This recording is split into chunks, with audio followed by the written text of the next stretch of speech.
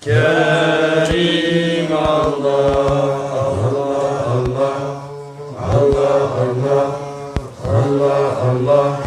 Subhanallah,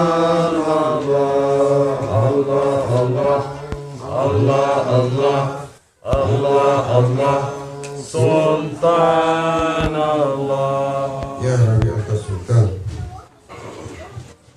نحن عبيد أعوذ من الشيطان الرجيم بسم الله الرحمن الرحيم. أطيعوا الله أطيعوا الرسول وأولي الأمر منكم.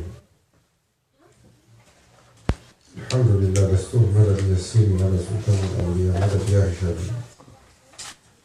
مدد سلطان الأولياء مدد مولانا الشيخ دستور مدد أهل الله مدد الحق مدد المتسابق دستور. بسم الله الرحمن الرحيم.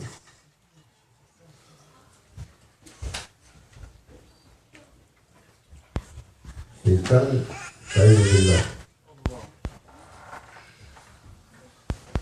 il utilisera tous les moyens possibles pour essayer de briser la himma, la force, l'enthousiasme, le désir des humains.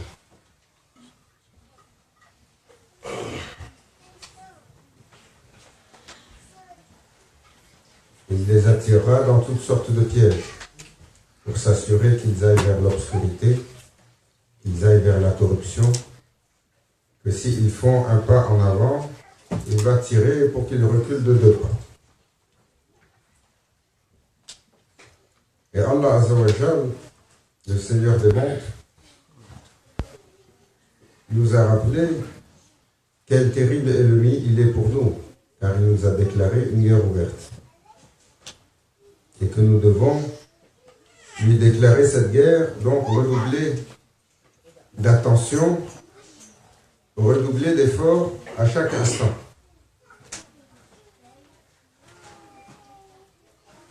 Si on devait traverser en état de guerre un champ de bataille et qu'on nous dit faites attention, il y a les ennemis qui sont embusqués, qui s'attendent à vous tirer dessus, ou ils ont mis des choses qui sont capables de vous faire mal. Tout le monde va prendre le maximum de précautions pour traverser. Parce qu'on sait qu'en état de guerre, quand on est face à un ennemi, c'est la vie qui en dépend. Et similairement, quand on est sur la guerre contre le shaitan, ce qui est l'œuvre de la vie des humains, il faudrait prendre autant de précautions et faire attention à la multitude de choses qui nous emmènent toujours vers les chemins tortueux, qui nous tirent vers le bas, qui tirent de nous notre énergie et notre enthousiasme. Et surtout, le shaitan, il va s'assurer que lorsqu'on essaye de faire des bonnes choses, s'il ne peut pas nous amener vers les mauvaises, il va nous décourager sur les bonnes choses. Il va nous fatiguer.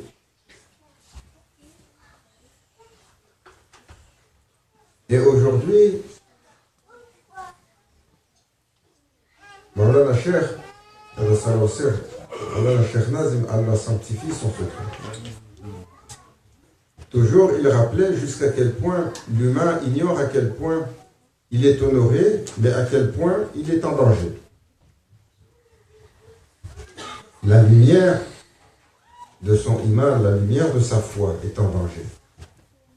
Et lorsque cette lumière s'amoindrit, alors l'individu, il perd la saveur du bonheur.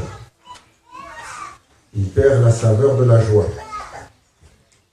Il perd la saveur de afia, le bien-être. Son être se préoccupe avec des choses. La dunya accapare son cœur. L'amour de la matérialité. Il est dérangé par toutes sortes de choses. Il est soucieux. il est anxieux, il déprime, ce qui n'est pas loin de l'état de la majorité d'entre nous aujourd'hui. Toujours en train de naviguer comme si on naviguait dans un océan d'eau trouble et on a du mal à avancer comme si on manque de souffle. Alors le serviteur aguerri, il doit savoir qu'il doit faire attention. Comment toujours détourner l'œuvre du shaitan pour avancer. Et l'une des choses les plus difficiles, c'est d'assurer sur notre effort une constance. Cette constance, c'est de se dire Ya Abdi, ô serviteur.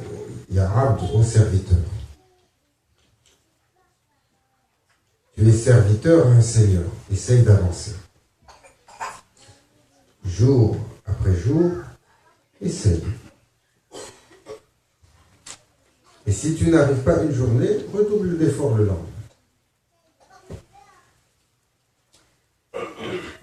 Mais, le prophète sallallahu alayhi wa sallam rappelait que pour y arriver, il faut faire attention à un certain nombre de pièges. Parce que quand le prophète sallallahu alayhi wa sallam, quand Allah azza wa jal a établi Sirat al-Mustaqim, le droit chemin sur lequel un serviteur doit avancer pour pouvoir s'élever et aller vers la présence de son Seigneur, c'est Jibril alayhi salam, quand il a vu comment ça allait être difficile, quelles étaient les embûches et les pièges, il a pleuré toutes les larmes de son corps. Il a dit à Rabbi, aucun d'entre eux, aucun des Bani Adam, il va pouvoir faire ce chemin. Allah azza wa jal, il lui a dit, ce serviteur-là, il n'est pas comme les autres. Et il a parsemé parmi les enfants d'Adam des piliers de lumière, dont la himma, dont la force spirituelle, l'enthousiasme, la puissance, faisait qu'il portait des continents entiers, des générations entières, tel Sayyidina Ibrahim, Sayyidina Moussa, Sayyidina Haroun, Sayyidina Shu'aib, Sayyidina Dhul-Kifl, Sayyidina Yahya, et tellement de noms comme cela, de ces hommes et de ces femmes illuminés d'une stature qui ont permis à Bani Adam d'avancer tranquillement. Alors le prophète sallallahu alayhi wa sallam disait, on parlait dans le Khutbatul Jumu'ah des 4 poisons du cœur. 4 éléments fondamentaux qui perdent l'humain. Le regard qui se perd toujours et qui n'est pas le regard effréné. La parole qui est toujours non tenue. La langue. Le ventre. Que lorsqu'on le remplit, alors ça devient tellement facile pour le shaitan de nous manipuler. Et le dernier,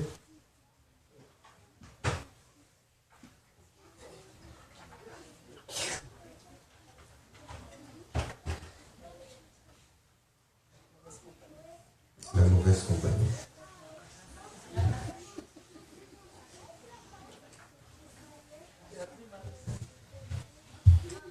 Le regard effréné, qui n'est pas retenu. Le prophète sallallahu alayhi wa sallam, souvent on appelle les yeux comme étant le miroir de l'âme. Car les yeux ont une telle puissance, ils ont une telle capacité. Le prophète sallallahu alayhi wa sallam a enseigné que le regard qui n'est pas retenu, il perd le serviteur. Parce que ce que tu vois est un la lumière à l'intérieur de toi si ce que tu as vu n'est pas noble. Cela tout de suite va mettre à l'intérieur du serviteur et de son cœur des voiles, l'obscurité. Donc il enseignait à toujours baisser le regard, à toujours discipliner le regard, à toujours garder le regard proche de nous, au lieu de toujours être dans la promenade du regard et dans la quête, comme si on voulait apprendre. Alors que ce regard nous éloigne tellement du plaisir du Seigneur des mondes. La parole qui est l'instrument le plus acéré que nous avons. Beaucoup plus que d'autres choses que nous faisons les uns aux autres, cette langue nous perd tous les jours. Combien de mal nous faisons? Combien de mots transgressants? Combien de mots méchants? Combien de mots qui sèment le doute? Combien de mots qui sèment la dissension entre les humains? Combien de mensonges? Combien de calomnies? Combien de mots sont mentionnés, comme disait le prophète sallallahu alayhi wa sallam, évitez le verbiage trop nombreux sans que soit mentionné pour illuminer votre être le nom d'Allah. Alors pour nous, c'est un rappel. C'est pour ça que le dhikr est si important que ça. Parce qu'il vient chez le serviteur pour équilibrer tout ce qu'il dit en permanence, qui est autre que pour la louange d'Allah. Qui est autre que le langage qui illumine le cœur.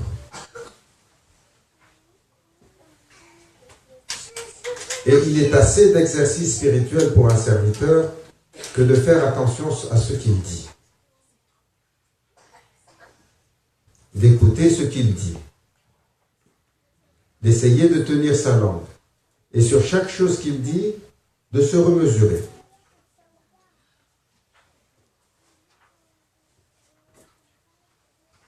Et lorsqu'on fait muhasaba, on compte notre journée, alors tout de suite, il faut compter pas simplement les actions, mais toutes les paroles qui sont passées dans notre journée. Ce qui est difficile. Car le serviteur, la créature, toujours, notre langue, elle parle et elle parle et elle parle et nous ne faisons pas attention. Et le troisième poison, le ventre. Alors que le prophète sallallahu alayhi wa sallam nous rappelait que les enfants d'Adam, ils n'ont besoin que d'une petite poignée, assez pour que leur dos, ils tiennent droit. Plus que ça, c'est ce qui est en train de rendre tout le monde malade aujourd'hui. Plus que ça rentre la corruption chez le serviteur. Le prophète sallallahu alayhi wa sallam, toujours sa maison, on ne mangeait pas à satiété parce que la nourriture, soit il n'y avait pas assez, soit toujours c'était donné.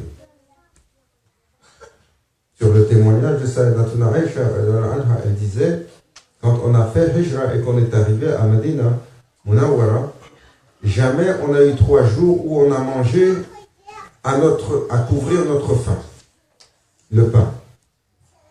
Si on mange un jour, la deuxième journée, ça manque. Ou si on mange 2 jours, la troisième journée, ça manque. Jamais on a fait 3 jours d'affilée. Nous avons tellement d'abondance.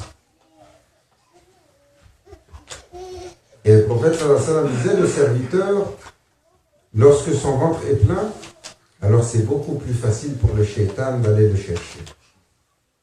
C'est pour ça que le jeûne a été prescrit pour affaiblir un nafs. Un nafs, l'ego, qui est la porte d'entrée du shaitan chez le serviteur.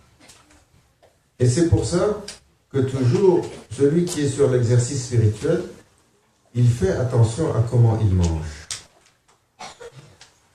Et il cherche un peu l'ascétisme dans ce qu'il mange. Et la mauvaise compagnie. Et quelle compagnie!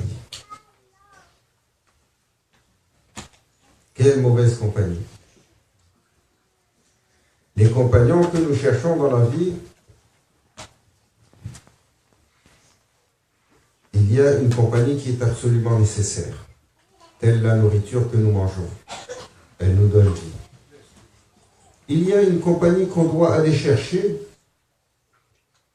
seulement lorsque c'est nécessaire, telle une médication qu'on prend.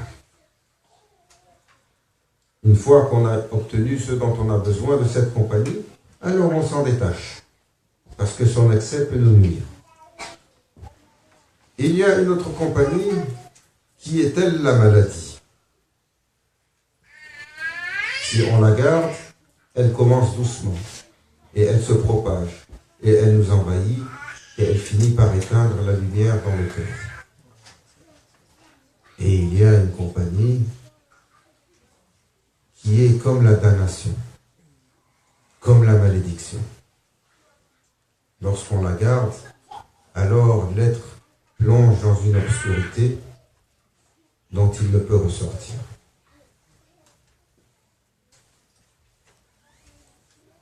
Cette compagnie n'est pas simplement la compagnie physique. Dans le temps où nous vivons, nos compagnons nous accompagnent dans ce que nous rencontrons.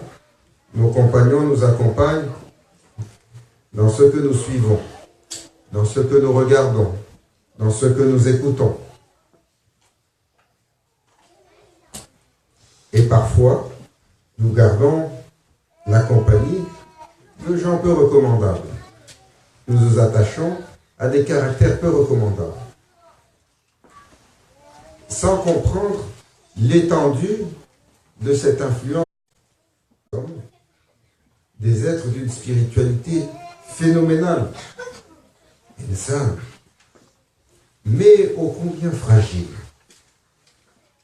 ô combien subtil dans notre déploiement dans cette terre. Alors c'est un rappel dans ce temps, Shahr Rajab, pour nous rappeler comment cela est important, de veiller au bien-être de l'être, en sachant que notre pire ennemi est le shaitan, celui qui sème la discorde et la dissension. Ce shaitan, il est capable de semer la discorde et la dissension entre deux frères, dont la fraternité est de sang, où la fraternité est à travers l'amour en Allah.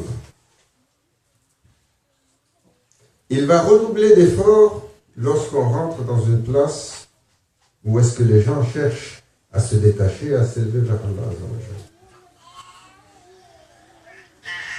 Quand on rentre à la Zawiya, ou qu'on rentre dans la masjid, c'est un espace sacré. Mais plus l'espace est sacré, plus le shaitan va mettre de l'effort pour décourager les gens d'y venir, ou d'y rester, en leur inventant toutes sortes d'excuses et toutes sortes de... pour baisser leur enthousiasme. Mais surtout lorsqu'on arrive, en créant toutes sortes de situations, de friction et de situations conflictuelles. Tous et chacun, nous passons à travers cela. Le seul victorieux, c'est Shaitan. Les Zawiya, c'est moins formel qu'une mosquée. Masjid, son protocole est strict. Tu ne peux pas lever la voix. Tu ne peux pas promener délibérément ton regard. Tu ne peux pas avoir un certain comportement. Nous, quand on vient dans la Zawiya, la socialisation est plus facile. On s'exprime à haute voix. On pense qu'on rigole à gorge déployée, il n'y a rien là. On promène le regard et les gens regardent par ici et les gens regardent par là. Et on oublie que parce qu'il n'y a pas de séparation, on peut simplement se libéraliser et aller dans le hurma, dans le sanctuaire qui nous est interdit. On pense qu'on peut s'étaler librement. Ou alors même se chicaner, parce que ça arrive tous les jours. Ou se parler les uns sur les autres, ou... Et on pense qu'il n'y a pas de conséquences.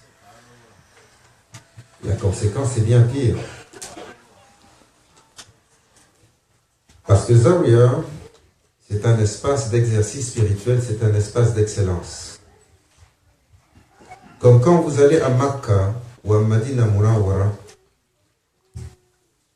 lorsque vous faites des erreurs, leur poids est beaucoup plus lourd. Lorsque vous êtes à Makkah, même ce que vous pensez est mis dans la balance. Même ce que vous pensez. Quand vous êtes ailleurs, ce que vous pensez, tant que vous ne l'avez pas exprimé, vous ne l'avez pas mis en action, marliche. À Makkah Munawwara, quand vous y rentrez, c'est inscrit dans la balance.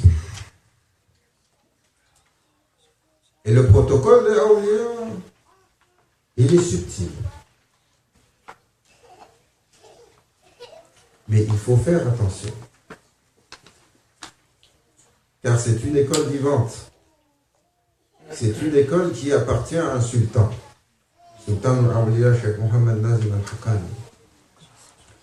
Celui qui y rentre, il est tout de suite sous l'épreuve. Celui qui y rentre, chaque instant de sa vie, il est scruté minutieusement sur son action, son effort, son intention, sa parole. Et le cheikh, toujours, il utilise chaque possibilité pour tirer son serviteur et le faire monter. Et il faut être vigilant. Parce que plus l'espace il est subtil, plus il est facile de tomber. Et il y a des erreurs que vous pouvez faire dans la rue, si vous la faites dans la mosquée, c'est fatal.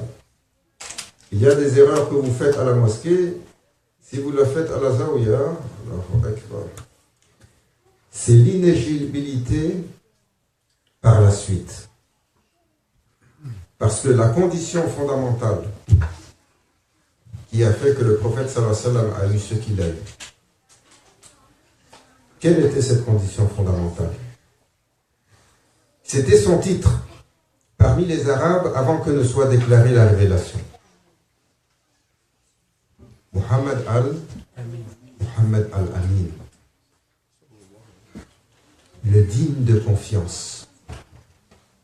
Allah Azza wa Jal a manifesté cette caractéristique si forte en lui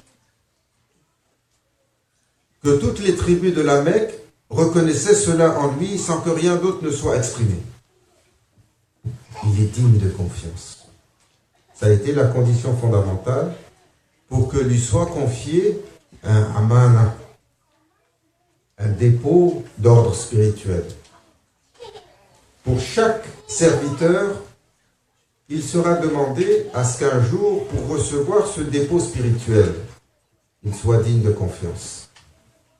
Alors il sera scruté sur ses actions, sur ses intentions, sur ce qu'il dit, sur ce qu'il regarde, sur ce qu'il pense, sur les moindres aspects de ses comportements.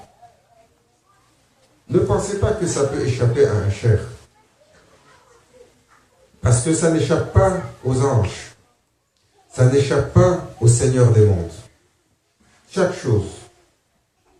Mais la conséquence pour nous de la finalité, elle est chez Allah.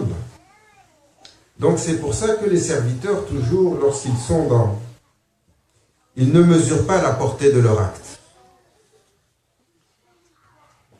Yawm al-Qiyamah, ça semble lointain pour tous. Le Qabr, ça semble lointain pour tous. Azab al-Qabr, ça semble encore plus lointain. La tombe, tout le monde pense que c'est loin. Allah nous accorde longue vie. Amen. Inch'Allah, en islam, et de grandir en iman. Mais nous ne savons pas. L'autre jour, ils sont montés dans un avion avec leur famille, au Jazair, ils ne savaient pas. Sur un événement, presque 300 personnes sont parties. Allah. les reçoive en rahma. Inch'Allah, il leur accorde la station de Shahid. Le Shahada, sallam, il a dit, ceux qui sont dans une mort violente, soudaine, Allah leur accordera ça. Nous ne savons pas. Parce que le iman, il n'est pas fort au point de croire véritablement. Mais celui qui sait que son chef le regarde, parce qu'il sait que son prophète le regarde, parce qu'il sait qu'en finalité, Allah Azzawajal, rien ne lui échappe. Nous sommes dans un monde qui est tenu par asbab, les conditions, la causalité. Chaque action a une répercussion. Et le prophète sallallahu alayhi wa sallam enseignait, faites attention. Ô humains, vous êtes des sanctuaires. Il y a des actions, lorsque vous les commettez, vous transgressez le sanctuaire au point de le rendre inéligible à retrouver son état de pureté. Ou le sanctuaire, lorsque vous l'avez transgressé, vous avez transgressé quelqu'un d'autre, son salaire est si lourd. Grand Cheikh Abdullah Faiz Al-Daqistani, il disait, de nos mourides, on portera une bonne partie de leurs péchés sur notre responsabilité devant Allah Azzawajal. Mais on n'accepte pas de notre mouride s'il a brisé le cœur de quelqu'un d'autre. Ça, chez Allah Azzawajal, c'est une faute impardonnable, car le cœur est un trésor. Et nous devons veiller les uns sur les autres et les uns par rapport aux autres sur notre bien-être et prendre sur nous. Nous devons nous rappeler que chaque moment, chaque parole, chaque action, chaque intention ici a une répercussion. Elle a une répercussion certaine. Et ce n'est pas parce qu'il n'y a pas quelqu'un pour nous regarder ou nous entendre ou nous voir. Le prophète sallallahu alayhi wa sallam a dit, si vous ne pouvez pas donner votre khair, si vous ne pouvez pas donner votre bien, retenez votre mal. Faites attention à ce que vous dites les uns sur les autres. Car c'est témoigné, c'est enregistré. Si les années passent et que le cœur ne s'élève pas, ne posez pas la question. Est-ce que Allah, il m'a oublié? Dites, qu'est-ce que j'ai fait, Ya Rabbi? Qu'est-ce que j'ai transgressé? Qu'est-ce que je n'ai pas fait de noble? Nous avons toujours la facilité à blâmer les autres. Allah Azzawajal nous guide, nous illumine, nous pardonne, nous accorde l'éligibilité pour ce qui est d'exceptionnel.